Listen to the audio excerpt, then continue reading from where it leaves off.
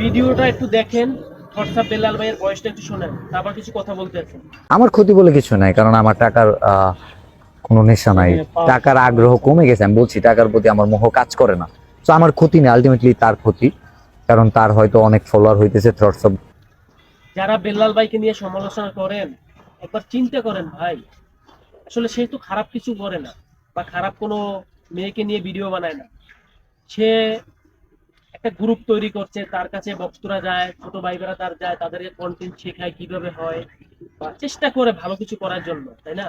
আসলে আমাদের সমাজে ভালো মানুষের দাম নাই, তার পেস্টেও সবাই খাইয়ে দিচ্ছে।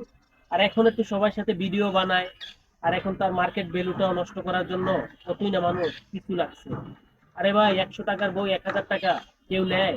সামর্থ্য থাকে, তারা 100 টাকার জন্য 1000 টাকা দিয়ে নেবে, এটাই বাস্তব। কারণ ওই বইটার ভিতরে একটা জাদু আছে। আর বেল্লাল ভাইয়ের কথা তো বাদ, কারণ সে যেটা বয়স দেবে সেটা মিলিয়ন হয়, আর ওই বই থেকে যে ছন্দগুলো দেয় সেটা মিলিয়ন হয়। তোমাদের একটা বয়স দাও দেখি মিলিয়ন হয় কিনা, কার সাথে কি মিলাও রে ভাই?